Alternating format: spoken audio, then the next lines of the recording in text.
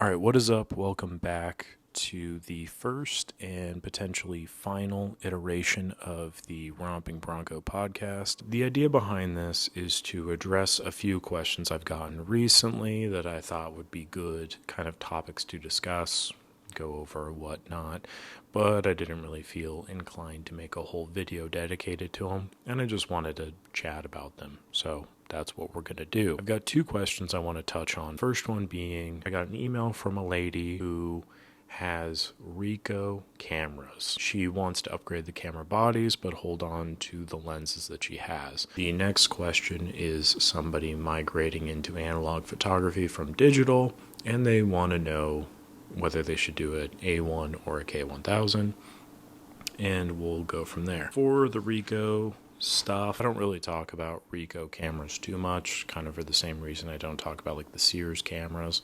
For the most part, they are kind of dolled up, reskinned version of Pentax cameras or other camera systems, Cosina, all that stuff. And there's nothing wrong with that. It's just from the resale value, there's not a lot of value there.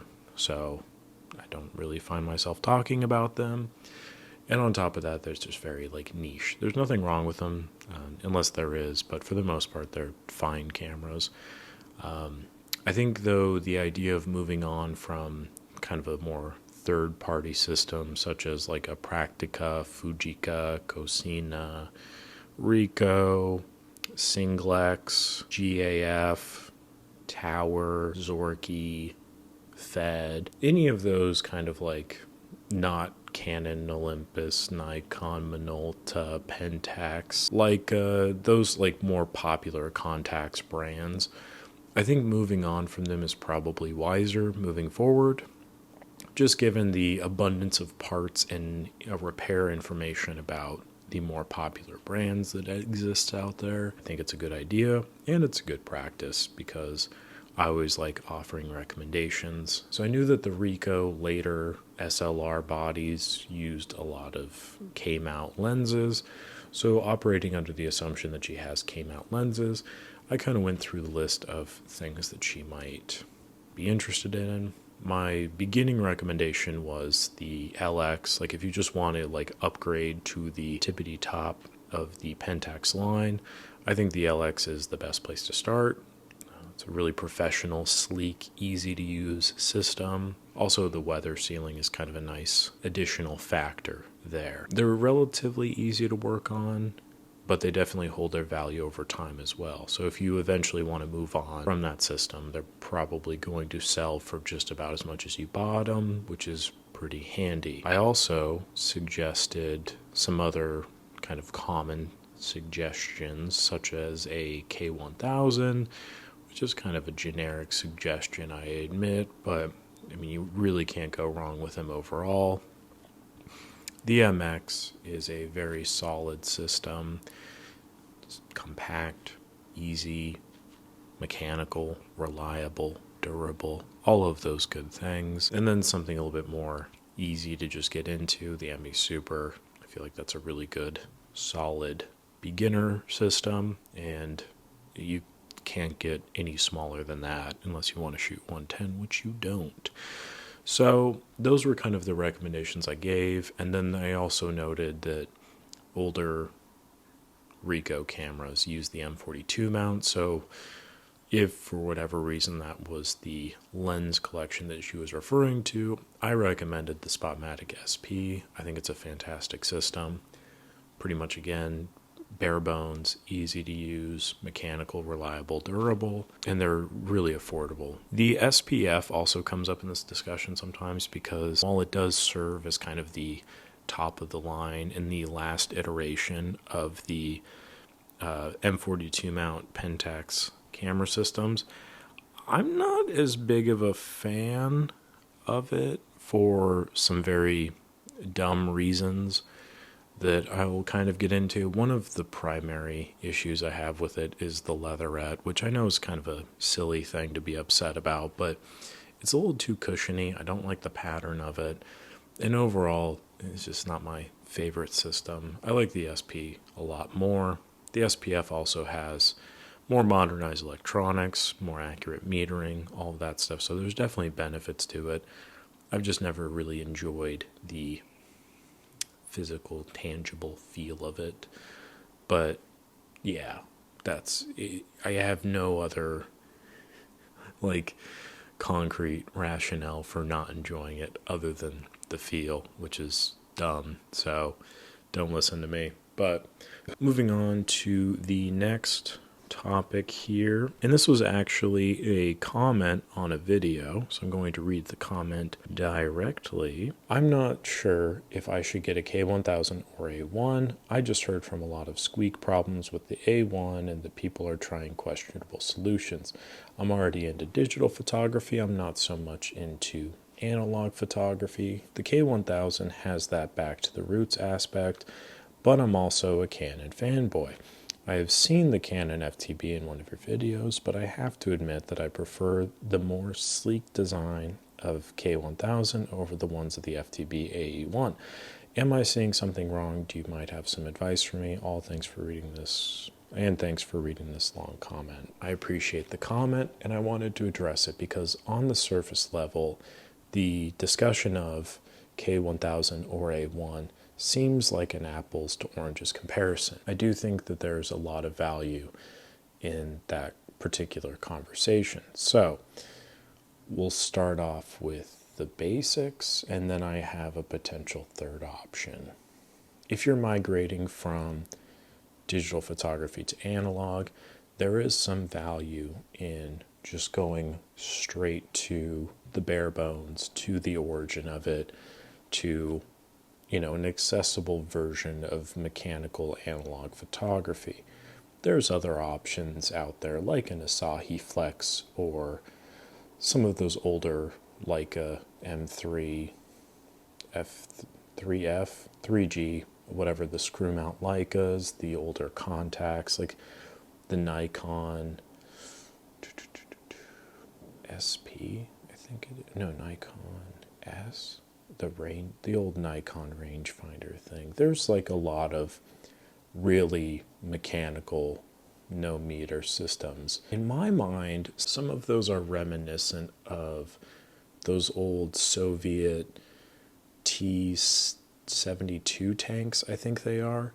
Whatever the tanks the Soviet used in World War II, where they had like a government issued hammer that the driver would have to use to like hit the engine into different gears and stuff. And that was like how the tank moved. So it's like, yeah, you could do that, but there's better ways. I think something like a K1000 is more or less like driving a nice old roadster, manual transmission roadster down the PCH, just enjoying the fine sounds of the engine, enjoying the beautiful scenery, with not a whole lot else getting in between you and the experience of driving. You're there, you're making active decision making on how fast to go, when to shift, when to brake, all of that stuff.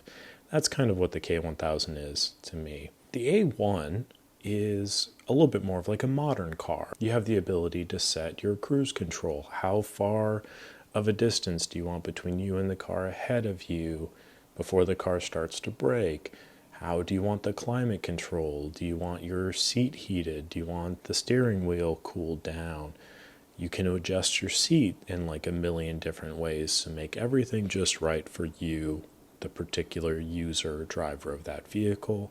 You can kind of do with the A1 system where, yes, you still have to be conscious and hold the wheel and maybe press on the gas pedal, but for the most part, the car's doing a lot of the work for you and just optimizing your experience in such a way. The A1's kind of the same thing. You can set it up in I think like 7 or 9 different ways of shooting, really make it your own. And there's definitely value to that. All you really have to do, if you wanted to, is just advance and press the shutter. Much like with those fancy cars, all you really have to do is press on the gas or the brake, and that's pretty much it. Yes, I do think it's like, apples to oranges, but if you're approaching analog photography as a complete novice It just depends. Do you want to really appreciate the base components of the skill set, art form, whatever?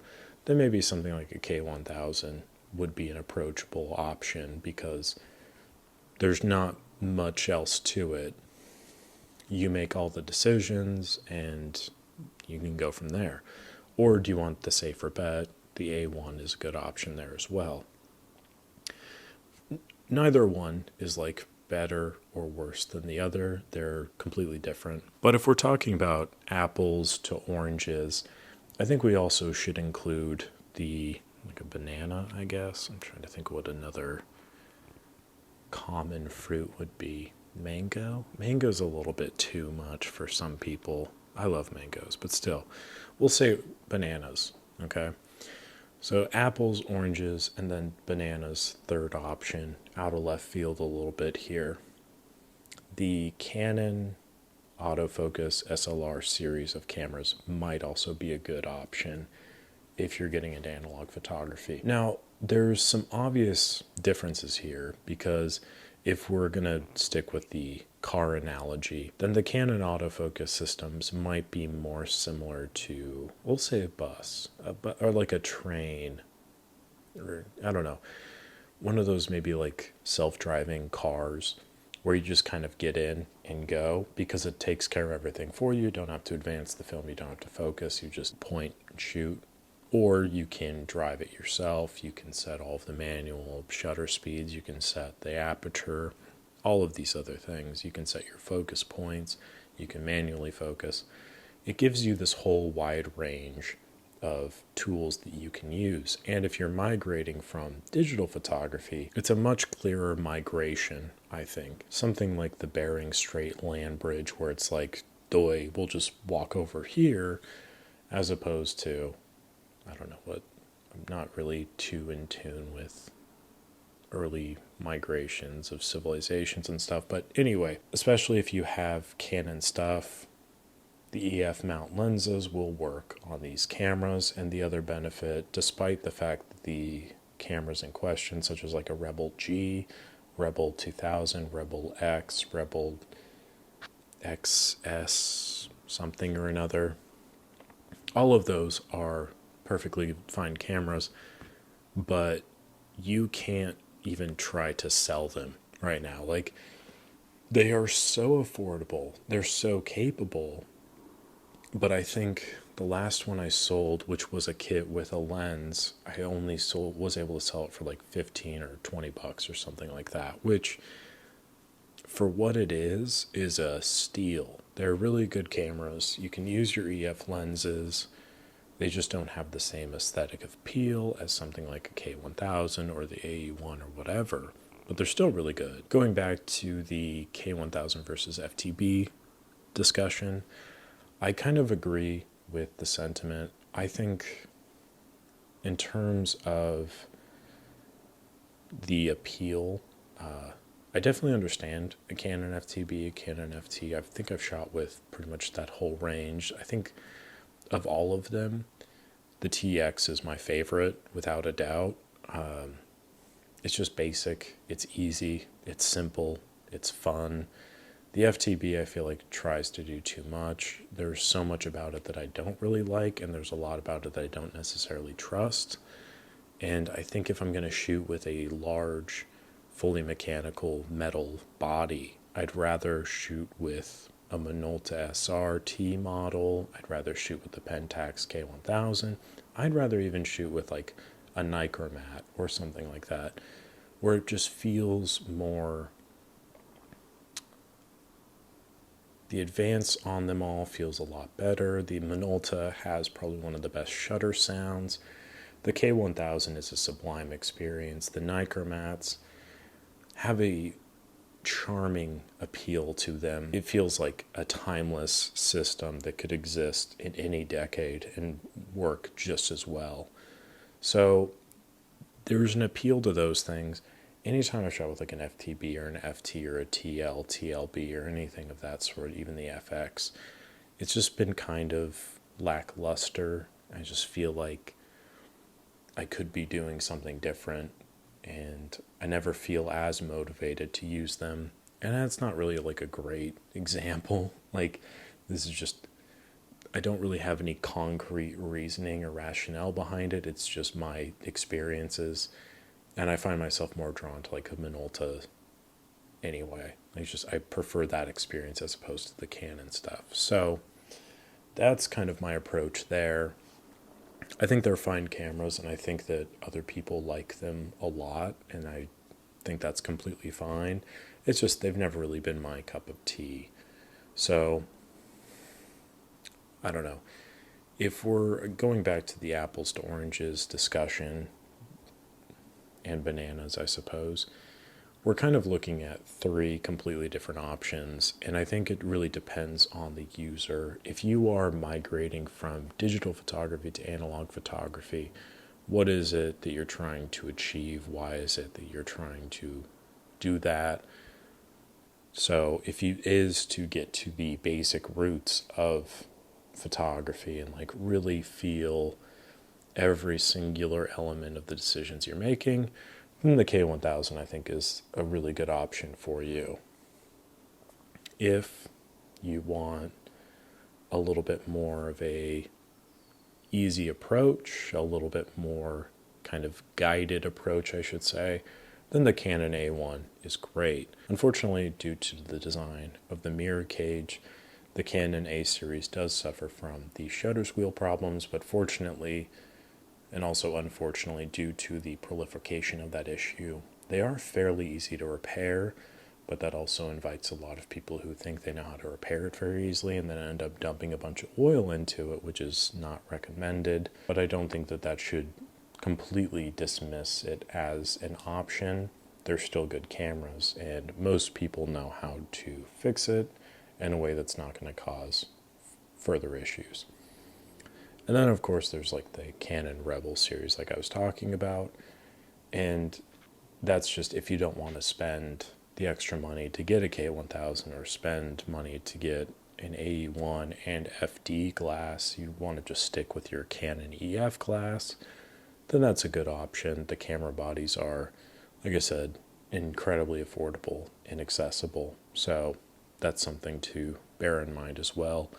And in terms of like the quality of camera and the extent of which you can do things with it, it kind of blows the A1 and the K1000 out of the water in terms of options, shooting control, shutter speed range, all sorts of other different things. But as you might have gleaned from this discussion, the K1000 and A1 offer a different experience. So that's kind of why it boils down to you, the user who's approaching this discussion. What is it you're looking for? There's good options in any one of those categories. It just kind of depends on what it is you want and then kind of going from there, which I know is like the most unhelpful advice, but I hope at least this was some kind of thought experiment that you can use to make your decisions moving forward. If it was me and I was just a digital photographer migrating into analog photography, I think something more basic like the K1000 would really help me appreciate all of the finer components. And also, in my mind, the K1000 or a Nichromat or a Minolta SRT or any of those is kind of like a one and done camera system. I feel like when I get, like anytime I pick up the K1000 and I shoot a roll of film through it, I kind of kick myself and I just think like, why did I bother with any of these other cameras? Like, don't get me wrong, I like a lot of the cameras I have for very specific reasons, but with a K1000, you're good, dude. Like, you don't need another camera. Or I feel the same way with the Spotmatic too. Like, you get a Spotmatic, you're good. Like, what else do you want? You want a 1/2000th of a second shutter speed? Do you? Do you really? Is that going to make you a better photographer? Maybe, but probably not. Just have a camera that works for you. Pick up a Minolta SRT and hear that shutter sound. Do I need anything else? Probably not. Maybe another lens, maybe something different, but like, these are tools that can work in just about any environment. So, yeah, It's kind of my ultimate advice there. Versus like an A1, which, yeah, can do all of these things, but at the end of the day, you need batteries or whatever. And even like the autofocus SLRs, they're great. They do require batteries and all this other stuff, but sometimes you miss that feeling of advancing the film and that interaction that you have with these other older cameras. It was something that I experienced with the F4 a lot of the times. I think that's going to kind of wrap up today's discussion, kind of wrap up this series. I don't know if I want to do this again in the future. It's been kind of fun just sitting and chatting. So I guess if you want to hear more, comment down below what other podcasts you'd like to hear, like what questions you want me to answer. And if this takes off, maybe I'll find a way to get it on audio platforms or whatever. Yeah, that's pretty much it. Just some camera advice stuff. Like it if you enjoyed it, subscribe to the channel for more content, more advice, and I'll catch you on the next one.